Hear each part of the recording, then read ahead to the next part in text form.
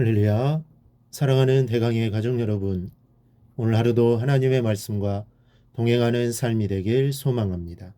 오늘 함께 나눌 하나님의 말씀은 마태복음 5장 10절에서 12절 말씀입니다. 의를 위하여 박해를 받은 자는 복이 있나니 천국이 그들의 것임이라. 나로 말미암아 너희를 욕하고 박해하고 거짓으로 너희를 거슬러 모든 악한 말을 할 때에는 너희에게 복이 있나니 기뻐하고 즐거워하라. 하늘에서 너희의 상이 큼이라. 너희 전에 있던 선지자들도 이같이 박해하였느니라. 아멘. 우리는 지난 시간을 통해 이 팔복 중 7번째 말씀을 살펴보았습니다. 화평하게 하는 자는 복이 있나니 그들이 하나님의 아들이라 일컬음을 받을 것이며 라는 말씀입니다. 주님이 이 땅에 오신 이유는 화평을 위해 오셨습니다. 그리고 하나님과 우리의 화평을 위해 십자가에 죽으시기까지 했습니다. 우리도 주님의 모습을 본받아 화평을 만드는 사람이 되어야 합니다. 그러면 우리는 하나님의 아들이라 불리게 될 것입니다. 이보다 더 큰 영광은 없을 것입니다. 오늘은 팔복 중의 마지막 복입니다. 의를 위하여 박해를 받는 자는 복이 있나니 천국이 그들의 것이며 라는 말씀입니다. 이 본문에서 말씀하는 의를 위해 당하는 핍박은 하나님의 뜻대로 살다가 당하는 박해를 말합니다. 우리 기독교인들이 자신의 소명에 충실한다면 필연적으로 세상으로부터 어려움을 받게 되어 있습니다. 그것은 예수님께서 제시한 하나님의 나라의 윤리들이 이 세상의 윤리와는 정반대이기 때문입니다. 그러므로 하나님 나라와 세상은 대립될 수밖에 없습니다.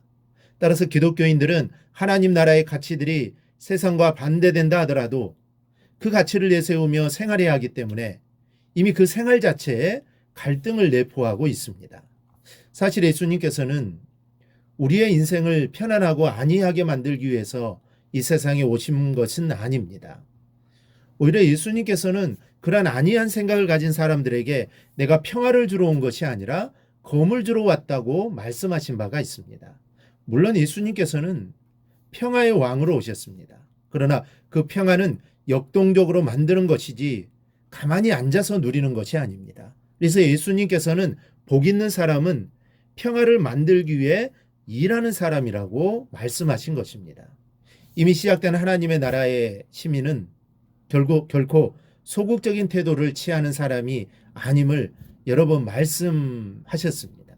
기독교는 자기를 수양하기 위해서 운둔이라는 그런 종교가 아닙니다. 오히려 세상의 한복판에서 하나님의 나라를 조금씩 넓혀나가는 역동적인 종교입니다. 따라서 기독교인은 모든 사람에게 드러나야 하는 공인과 같은 사람들이어야 합니다. 이 세상에서 하나님의 의를 실현해야 하는 사람들이 한다는 말씀입니다. 우리는 자칫 잘못하면 예수님은 모든 사람의 선생님이셨고 많은 사람들에게 존경과 사랑을 받은 분으로 또는 많은 사람들에게 신임을 받은 분으로 기억할 우려가 있습니다. 왜 그렇습니까? 예수님은 하나님의 아들이기 때문에 그런 핍박과 조롱 따위는 있을 수 없다고 생각할 수 있기 때문입니다. 그러나 예수님께서는 세상의 법에 대조되는 하나님의 법을 몸소 실천하셨기 때문에 실제 많은 핍박을 받으셨습니다. 때문에 예수님을 따른 사람은 대개 창녀와 세리 아니면 병들어 인간 대접받지 못하고 사는 사람들과 죄인들이었습니다. 공생애를 시작하신 다음부터 십자가에 달리시기까지 수많은 사람들의 손가락질과 비난 그리고 핍박을 받으며 사심으로 기독교인의 삶이 어떠해야 하는지를 몸소 실천해 보여주신 것입니다. 이 초대교회는 예수 믿는 것 때문에 날마다 핍박받으며 살았습니다. 그러나 우리는 어떻습니까? 신앙을 지키려고 하다가 핍박을 받는 일은 거의 없습니다. 옛날 우리의 부모님들 또 할아버지 할머니들은 정말 믿지 않는 가족들 때문에 교회 나가는 일로 많은 어려움을 겪었습니다. 그런데 오늘날 부모된 우리는 어떻습니까? 핍박받는 것보다는 적당히 신앙생활하는 쪽을 택하고 있습니다.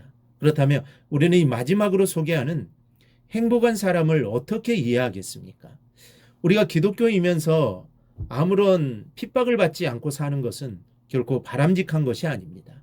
이 전해진의 말에 의하면 인도의 영웅 마하트마 간디도 이 팔복을 읽었다고 합니다.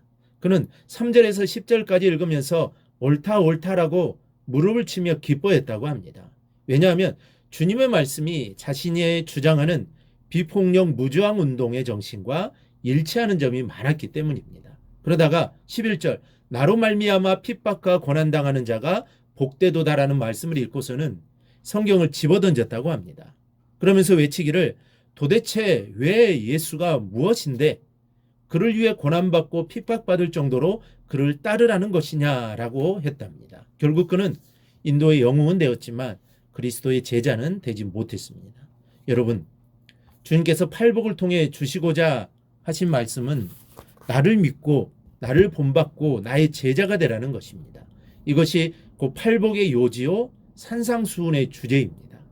우리는 이 주님의 가르침의 핵심을 잊지 말아야 합니다. 그리스도를 주님으로 영접하지 않는 이들에게는 이 팔복의 말씀과 약속이 아무 의미도 효력도 없습니다. 주님을 위해 온갖 고난과 핍박을 감수하려는 이들만이 결국 천국도 차지하고 하나님의 자녀의 특권도 얻는 것입니다. 그러므로 12절에서 기뻐하고 즐거워하라고 주님은 말씀하십니다. 왜냐하면 주님의 참된 선지자들이 그렇게 핍박과 수모를 당했었기 때문이라는 것입니다. 그렇다면 우리가 그리스도인이라는 이유만으로 세상에서 핍박받는 일, 그리스도의 의를 이루다가 당하는 수모는 곧 우리가 정말 그리스도의 제자라는 증거요, 하나님의 천국 시민권을 얻는 자라는 확인서가 되는 것입니다. 그렇다면 지금 우리 중에 또 주의 이름과 그 말씀 때문에 핍박과 수모와 괴로움과 손해를 당하는 성도가 있습니까? 그러면 기뻐하고 즐거워하십시오. 내가 하나님의 자녀요 그 백성이요 충성된 종이라는 인증서를 받는 복된 분입니다. 바로 이러한 기쁨과 즐거움이 우리 안에 가득하기를 주님의 이름으로 축원합니다. 오늘 묵상한 말씀을 굳게 잡고 삶으로 실천하며 살아내는 대강의 모든 성도들이 되기를 축복합니다.